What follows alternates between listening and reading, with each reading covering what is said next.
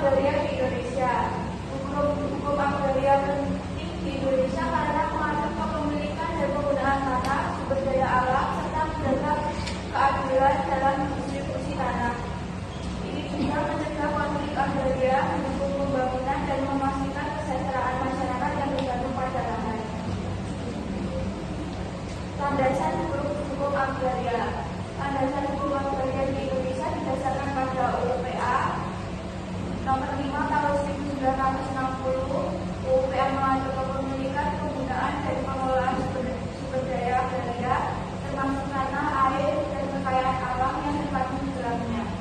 Tujuan utamanya adalah untuk memberikan keadilan sosial, mencegah monopoli kepemilikan tanah, dan mengutamakan kepentingan rakyat. UPA juga mengatur prinsip hak menguasai oleh negara atas bumi dan sumber daya alam untuk sebesar-besarnya kemakmuran rakyat.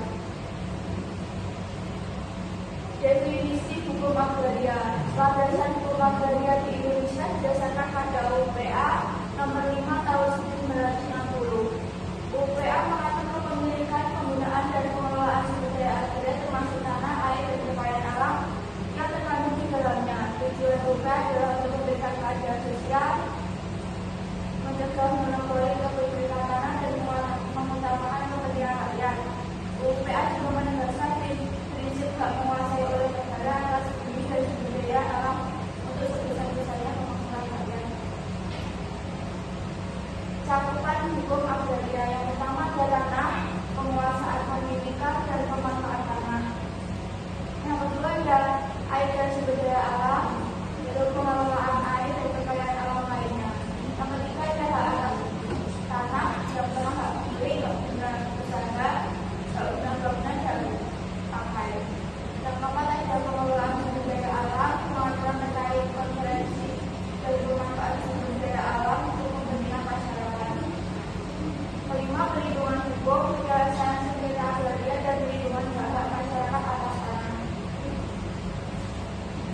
Sejarah hukum agraria masa kolonial.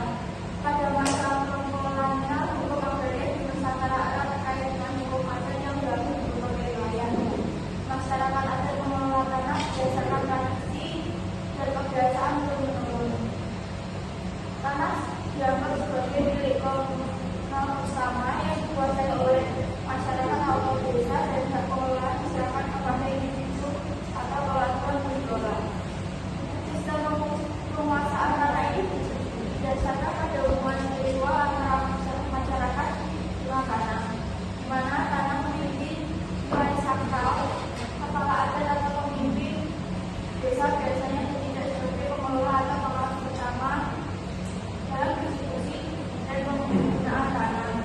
Tidak ada konsep kepemilikan tanah secara individual atau sertifikat tanah seperti yang digunakan sekarang. Jadi secara garis besar, sebelum perdagangan berbeda tanah dikuasai oleh komunitas adat dengan aliran lokal yang berada sesuai dengan kondisi setempat. Dampak dari 1870. Agraris 1870 punya dampak besar bagi tanah di Indonesia.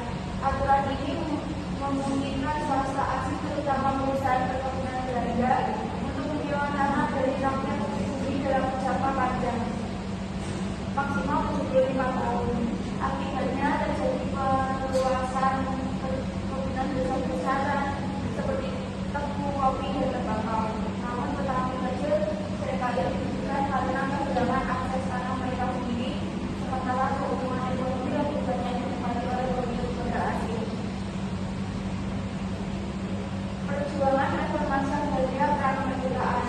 Perjuangan reformasi agraria prakemerdekaan dimulai dengan perlawanan terhadap penguasaan tanah oleh kolonial Belanda.